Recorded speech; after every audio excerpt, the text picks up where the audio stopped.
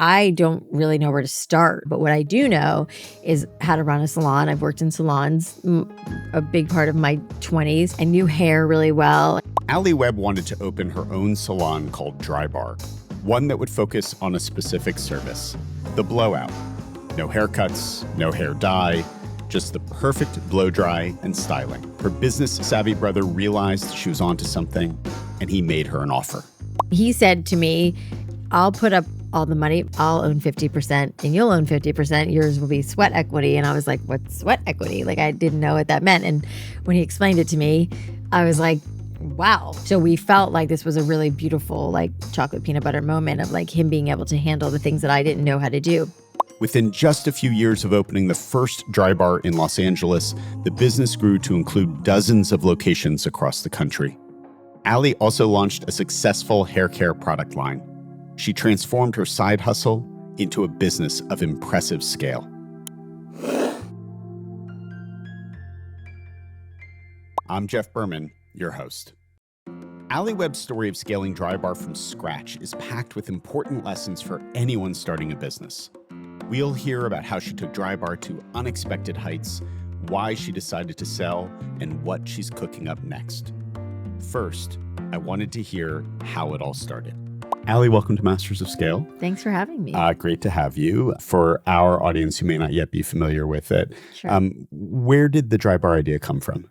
I had Malcolm Gladwell's 10,000 hours like in spades by the time, I decided to start what was a mobile blowout business, which eventually led to Drybar. My initial pitch was on like a mommy group on Yahoo that was like, hey, I'm a stay-at-home mom, longtime hairstylist. I'm thinking about starting a mobile blowout business where I come over and blow out your hair like while your baby is sleeping, because that was my network was moms at the time. That's all I knew in LA because I just moved to LA. And, sure enough, I got tons of clients and I was pretty good at doing blowouts. And so, the word of mouth grew very quickly.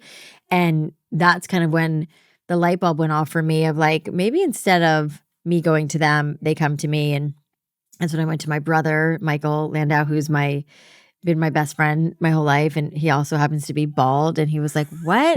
Like, what do you want to do? I'm like, well, I'm having so much success charging $40 in this mobile business, and I can't keep up with the demand. So I feel like maybe I should start a brick and mortar instead of, me going to them. And, again, he was a little like perplexed, like, why can't women blow out their own hair? And his wife at the time had naturally straight hair. And I was like, you did grow up with me, right? Like, you remember, like, men.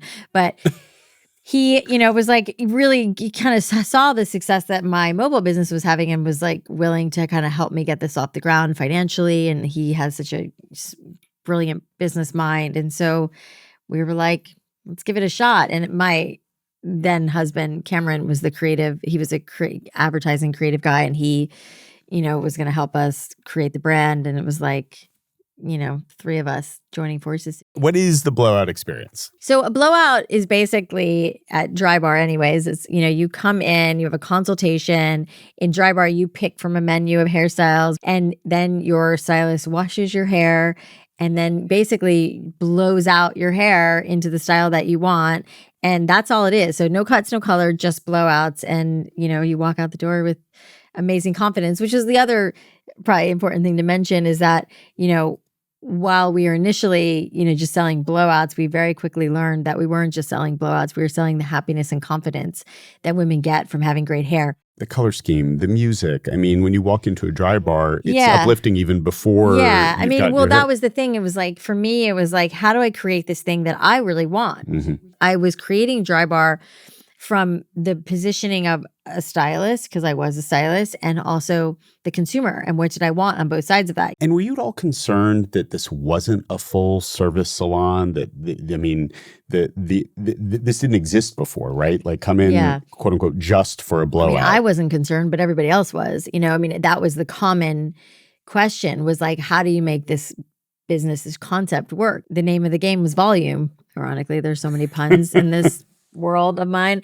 But, and at the time I thought if we could do 30 to 40 blowouts a day, that would, get us to a good point, not even really making that much money. That was more like breaking even. but it would work, and I didn't have big lofty dreams at that point. I was just like, I wanted to open one shop for myself, like something for me to go and do that I loved. And, I loved the environment of the salons that I'd worked in. And so I was really excited about it and not thinking I was going to turn it into this massive multi-million-dollar blowout empire. What I thought was going to be 30 to 40 blowouts a day turned out to be like between 60 and 80 blowouts a day, which we were completely unprepared for, by the way. Like, we didn't have enough stylists. Like, it was a total disaster in the beginning, even though it was so popular. It was like we were completely unprepared for what was coming. So how do you go from one store in Brentwood to literally within a few years, you're at like 40 locations around the country? Like, what happened that you were able to accelerate so quickly? Well, we realized very quickly, like within the first few days, like we had captured lightning in a bottle. It was like, holy shit. Like, women were coming in quite literally droves. I mean, we were turning people away left and right, which sucked. The first couple of stores were really clunky, like getting those open and figuring out how to get, people into those stores. And then we eventually like started hiring people who were smarter than us, who had like knew how to do this. We eventually took, angel investment from some friends and family and customers. And then we realized that we needed to really, if we were going to really expand this, because I think we got to like 10 or 11 stores, like bootstrapping it ourselves. And then we raised about 26 million was our first big tranche from Castanea with the intention of, opening a lot more stores and starting a product line. And that was about, 2-ish years in. Alli, I imagine when you opened your first brick and mortar Drybar location, people came in and saying, great, I need a cut, color, the whole shebang. And you're like, no, we just do the blowout. So what was that customer education experience like? Yeah, I mean, there was definitely a subset of women who knew what a blowout was, were getting blowouts and figuring it out, which me included. But then there was, that was a big thing early on, like educating people and women on like what this was. And a lot of women were like, what's a blowout? I mean, a lot of people were like, what's a blowout? And, I would always explain, like, when you go and get your hair cut and colored or colored and they blow out your hair after, and your hair kind of never looks better than when it looks, and they're like, yeah, I love how my hair looks after I get a haircut. Like, yeah, because somebody professionally blew it out. So we're taking with Drybar that one piece of, of the puzzle of going to a salon, the whole experience, and we're just taking the blowout. We're blow drying your hair, washing the hair. That was also a big thing people would ask, like, do you wash the hair too? I'm like, yeah, we wash it so it's clean and you can make it last for as long as humanly possible, which women loved. But yeah, I mean, it was an interesting time because even as we were opening more and more locations, there were a lot of questions, from women about like, what's blowout? It's like, if it wasn't a thing that if you didn't know, you didn't know, but we really had to educate a lot, especially investors, but that's a whole other story. Like, men in suits were like, what? So many like sexual jokes and whatever. I'm like, yeah, but women knew, some women knew, but then there was like this whole subset of women that we really had to educate on like what the actual blowout was. And so that was interesting. And now blowouts are like such a common thing. And, there's so many other places that are doing them. And we made this an affordable luxury, for women everywhere. And joke on the investors who were making those jokes. Yes. There are two different threads I'd love to pull on. One is, this is a point at which a lot of companies would say, we're going franchise, right? This is the fastest way for us to scale. Too. So talk about what was that conversation? Yeah. Well, it was a lot of back and forth. I mean, Michael wanted to franchise like right away. And I was very anti-franchise because of, this was my baby. Like, it felt like a third child to me, and I was like, I don't want to put this in other people's hands, and that was really how I felt about it. But Michael was like, oh, we just got to open more stores. And he was right. We did need to open more stores. And we as like we had so much competition. We had tons of people who were starting to knock us off. So we felt very strongly that we needed to open more. The thing about franchising, it's a double-edged sword because you are, it's a great way to expand quickly, but it's also like, these are entrepreneurs themselves, and they want to do things the way they want to do them. And I was, one of the most profound things, I think it was my brother who said it, was like, we can there's a lot of ways to do things right, but there's one way that we do things, and I want all the franchisees to do that. And you only have so much control over them. I wouldn't recommend it the way we did it, because what we did was like, we were basically now running two different organizations. One was like franchise and one was company owned. And so the needs of those two stores were quite different. And managing the franchisees and those owners, our partners, was very just time consuming. It sounds time consuming. It also sounds like maybe the optimal approach, because you're able to keep control of the ones that you're operating. You're able to evolve the brand and the experience, but you're also able to scale more quickly. We had to hire a lot more people. We were, this is a completely different operation, which is interesting now. Fast forward to, years later, we started a new concept called Squeeze, which is our massage concept, which is on fire. And we've sold over 100 locations, and it will start popping up all over the country. But we decided to do that completely franchise, because we got the opportunity to see what it's like to run a franchise organization and what it's like to run a company owned organization. And, at the end of the day, it's harder to run a company owned operation, because you have, of the 150, there's 180 actually now, but when we sold it was 150, and probably 70 or so were company owned and the rest were franchise. But you have a manager, you have 70 managers and assistant managers and regional managers and stylists, and it was so much staff. We had 5,000 employees, and it was crazy. It was so much to manage that. Excuse me. The systems and the people you have to put in place to manage that kind of overhead of people is a lot. And it is easier, we found, when there was a franchisee, because you have an owner operator that's managing their own stores and they have a lot of skin in the game, so it's an arguably easier way to do it, which is why we did it that way with Squeeze. And so, but looking back on the Drybar experience, if you had it to do over again, going back in time, but knowing what you know now, would you have gone full franchise from the beginning? Or do you think it was essential to be in control to really develop that experience in the brand? I hate that question. I'm sorry. It's okay. Yeah. Because I don't think I would. I don't think I would do it. I don't think I would have done it differently. But that said, we used the learning and applied it to Squeeze. Yeah. I'm glad that I wouldn't do it differently, because I'm glad that we had the learning, and I liked that we owned the stores, because, but it was still really challenging. But I don't think I would change it, even though I wouldn't recommend it. I know that's like a weird answer. No, it's not. I mean, we learn from our mistakes, right? It's like, had we not gone through that, I never would have learned all of that. Yeah. So before we get to Squeeze, the other thread to pull on is the expansion to products. Yes. So was that part of the original vision? Did that come in later? Where did that originate, and how? Because that's a whole other business you've got to figure out. Yeah, and really, I mean, I don't know if you know this, but like, we sold the product division for $255 million. We didn't sell the whole enchilada, which is an important distinction, because the product was like a little bit of an afterthought for everybody else, not for me. I knew very early on I wanted to do product, because what I was finding, because I was in the store every day and I was touching hair and I was doing blowouts myself and whatever,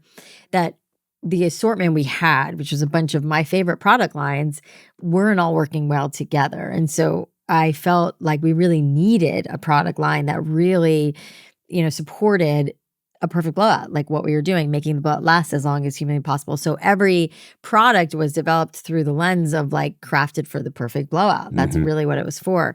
So, when we raised the money with Castanea, I think we earmarked like $1 million, which is like more or less what you need to start a product of that scale and size. Right. And so you're not just slapping a Drybar label on some existing product. You're actually doing product development, right? Because listen, the way, it's not really, anybody who works in this industry knows that like there's a couple labs that really make all the stuff. So you don't have a ton of room for creativity, but what you do have is like, you use benchmarks, and it's like, oh, I love this product by X company, but I don't like the way it smells. It's a little too strong. It's a little too heavy. So you can go in and tweak and say, I want to, or you're coming at it and saying to a lab, I want a product that does this, and this.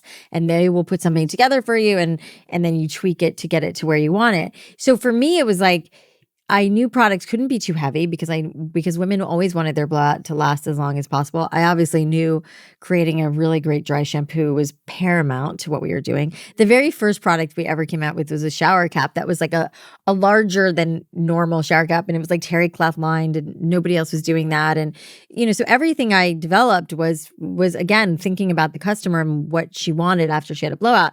But it was like everybody was much more focused on the stores and the growth of the stores, which was right. It was like we were growing at leaps and bounds, and there was so much excitement about the stores, and everybody wanted a Drybar.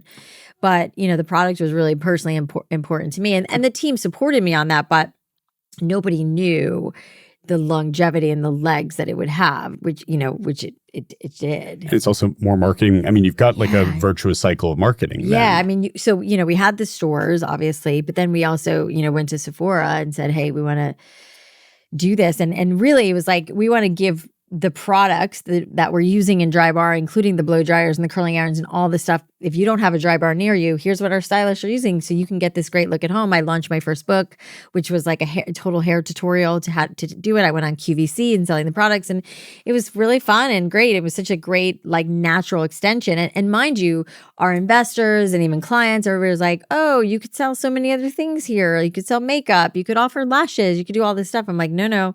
I felt very strongly of like, we do this one thing and we're the best at it, and we're not going to like create this environment where women come in and they feel like they're being like hard sold to about, buying this or buying that. Like, I just wanted to do the one thing we were doing and the one thing we were trying to do really well. One night at a business dinner, Alli got some frank advice about the inevitable future of her budding empire. Her business was part salons, part product line. An exec from a major player in her industry told her this.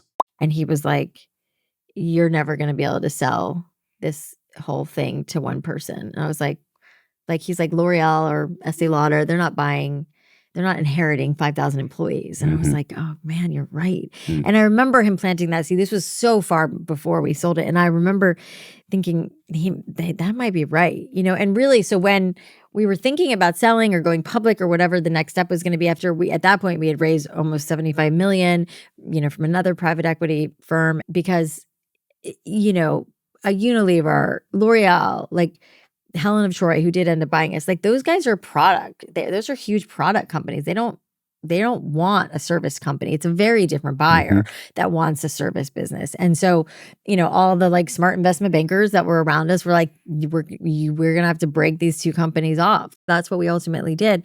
So in 2019, we really started to like do a formal process, realizing we were going to be selling this to two different people and had, tons of interest, as you would imagine. And, ultimately, it's a long story, but ultimately sold it to Helen of Troy.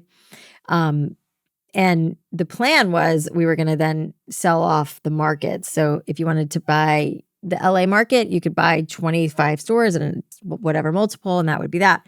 And then COVID hits and the stores go to zero. Basically kind of gave them away because they weren't making any money. We were still need to pay rent. It was just like everybody else in 2010. It was a total shit show, the stores. But luckily we sold the product division like truly like what felt like moments. It was actually weeks before the whole world shut down and everything collapsed. But we got that sale done under the wire, thank God. In 2023, Alli published a memoir called The Messy Truth. It's an intensely honest look at all the things that were falling apart in her life behind the scenes while her business was publicly booming. One of the extraordinarily compelling parts of following your journey over these last several years is how open you've been about your own challenges, journey, the things, the curveballs that have come your way and how you've handled them. Many of them. Yeah. And I mean, I can deeply relate. Thank you for being open about it. And why be open about it? Going back to my first divorce from my co-founder, which,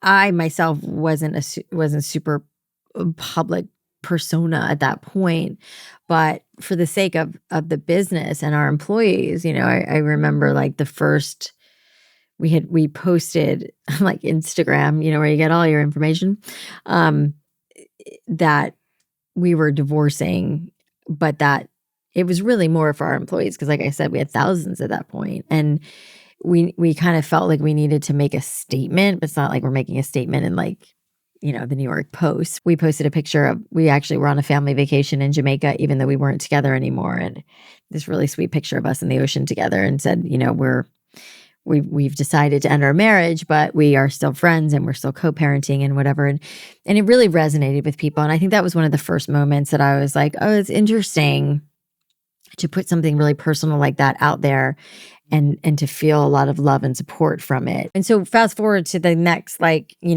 6 months to a year, when my life really fell apart, because my son, who's now 19 and now doing great, kind of spiraled. We all kind of spiraled after the divorce. I mean, shit, you know what that's like. And I was struggling. He was struggling. My ex was struggling. There was a lot of struggle. We were all on the struggle bus. But Grant, my older son, ended up going into rehab because he was really struggling with drugs, and which just took us all down. And I just felt like I didn't want to be inauthentic with what I was publicly doing, because, mind you, while that was happening, Drybar was like on fire. Like, we were expanding, we were in all these things. I was on the cover of magazines. Like, I was asked to do Shark Tank as I was a guest shark. I mean, it was just like all this cool stuff was happening alongside our lives falling apart. And it was like, how do I manage this? Like, I didn't want to be inauthentic publicly, just as I wasn't being inauthentic privately. And so I felt like, I'm going to talk about this stuff because I felt like it was showing the real side of anybody's life, right? Even like, you can be having this tremendous success over here, but over here, you're really struggling. And as somebody who was starting to be somewhat public in the success that I had, I wanted to show like the polarity of our lives, and the more I did it, the more support I got, the more,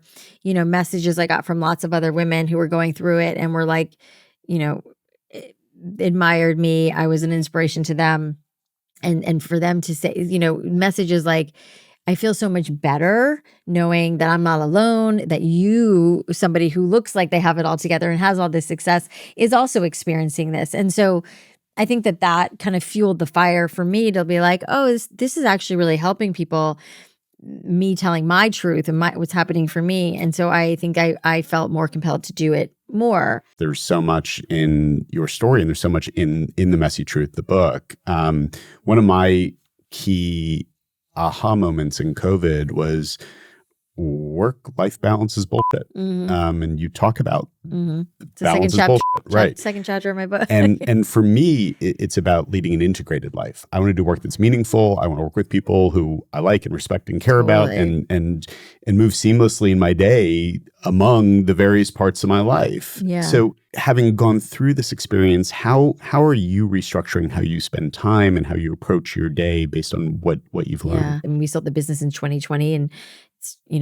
we're in the middle of 2024. And I just finally, I would say in the last 6 months, got my footing back into what am I doing now? What do I want my life to look like? And yeah, now, I'm really intentional, also very integrated. And I think just probably because of COVID, because so many of our daily lives have changed. Like, I work from home. I have an office at my house. I'm out and about a lot, but, I'm working on a new secret project that I'll tell you about later. We're maybe going to have you back on to talk about that. Which I'm absolutely giddy over, and just feel this renewed sense of purpose that I'm excited about. But I will tell you that I am pretty intentional with my time and how I spend it and what I take on in this new endeavor, where I'm doing it with my brother again, no ex-husbands involved this time, but what I will spend my time on, what I won't, what my brother takes on, what I take on, and when I will take meetings and things. I'm much better about saying no now to things that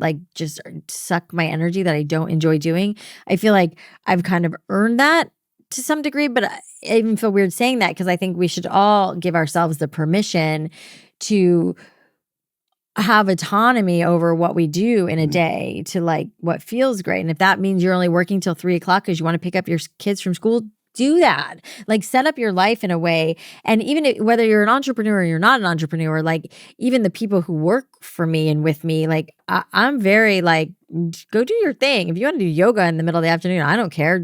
Let's just get all our shit done during the day, whether you do it at 5 in the morning or 6 at night, like whatever works for you, and, my like right-hand girl who does so much for me, like, I really respect her. She's given me like boundaries of like how much like she really wants her weekends to be uninterrupted. And I remember when she first told me that, I was like, does that mean I can't text you on the weekends?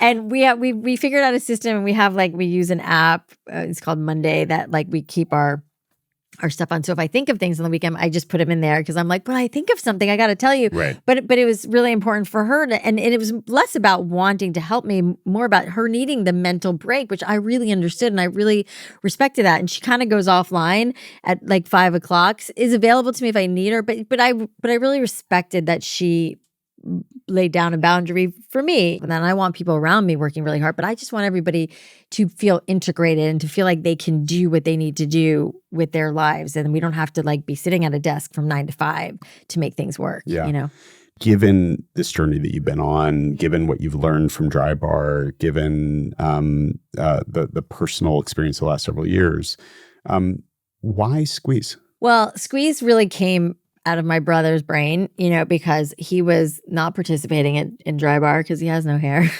And we were longtime like massage goers our whole life. Our parents were. And so we just kind of inherited that behavior.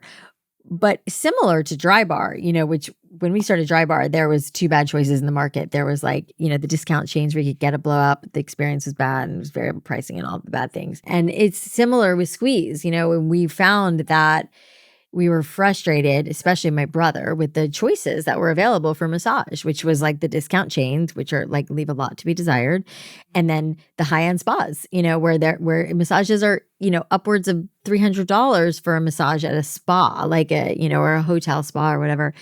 And so we felt like there wasn't this like affordable, but great experience place to get a massage, and we really wanted to build it and felt like we could, and that we kind of cut our teeth on Drybar and that we could do this with Squeeze. And the beauty of Squeeze is that one of the many things is that it's even though it's a brick and mortar and you go in for a massage, it's an app based like system. Mm-hmm. So you book on the app, you tip on the app, you put in all your preferences on the app. When you go to book your appointment, you see all the reviews that people have written about their therapist, so you can pick and choose based on that. And so that took us about a year to develop our own proprietary app, which is a game changer. Nobody else has that in the industry. You don't have to reinvent the wheel. You don't have to invent an iPhone to be a successful entrepreneur. What you do have to do is take something that you love, that potentially exists, that just isn't done well. And that's really what we did with Drybar. It's what we're doing with Squeeze, and that I think is the hallmark of a really successful, endeavor as an entrepreneur. And that's really what we did with Squeeze, is like just create something that was better than anything that was out there. And I think that's why we've sold so many franchises, because we are different than any other massage concept out there, and frankly, better. So if we're sitting here 2 or 3 years from now, what's your hope for what Squeeze is? I mean, I'd like to see Squeeze, expand to like at least 500 locations across the country. And I think that's a real doable, achievable goal for sure. Before we wrapped up our conversation, I invited Alli to answer a few lightning round questions to better understand the way she works. Other than the messy truth, what is the book that you most recommend other entrepreneurs read? I'm an Audible girl, so I like listen to books because I love to walk and listen to books. But there's so many good ones I have, and I've read so many books, and I love reading, but or listening, I guess I should say. But I think one of the best books I've read is Untethered Soul. Yeah. And I've read it so many times, and I keep going back to it because it's just, and no matter where you are, who you are in your life, like I think every single human would benefit from that. The beautiful story. Michael Singer is just amazing. And I'd say that's my number one. What's a habit of yours that you haven't talked about publicly that others might benefit from knowing about? I probably haven't talked about this, but I'm sure you're familiar with Insight Timer, the meditation app, which is like, I'm on it every day and every night. And one of which I'm like, damn it, I didn't do that today. But what I do on most days is I listen to a lot of the things, but there's one little, it's like a 1 minute mantra, whatever, that I start my day off, which is like, like kind of this like being thankful and trusting, the divine to, to make the right choices, to make good choices. Like this, I'm not doing it service right now, but I can give it to you to link because it's in 1 minute. It's like a mantra. It's like a minute, like this, like, the way I start most of my days with the reminder of like trusting the divine. And it's just this beautiful, like kind of sets me up for success. And most days I write in, I have the 5-minute journal. There's another one that I just discovered that's a little more God focused. So I've really also kind of, that's a whole other story about like my spiritual religious kind of journey and kind of a newfound God for me. But there's a journal that I write in that too. That's this like 5 minutes of like what I'm grateful for. I mean, I think that people are doing that more and more, which I think is really beautiful. I think having some sort of gratitude practice is paramount for us. So that's something that I do pretty regularly. And every night I go to sleep to a meditation. Amazing. Awesome. Thank you for having me. Nice to see you. You too. Alli Webb's scale story is extraordinary. She went from being a stay-at-home mom who started by driving around doing at-home hair care to the head of a business with thousands of team members nationwide. Her steadfast belief that being the best at one thing is better than stretching yourself beyond your expertise has paid off big time. Alli's figured out how to rinse and repeat those lessons with her new massage business, Squeeze. And I can't wait to see what she comes up with next. Also, Alli's book, The Messy Truth, has evolved into an online community, The Messy Collective. So make sure to check that out if you're craving more unvarnished conversations about navigating work and life.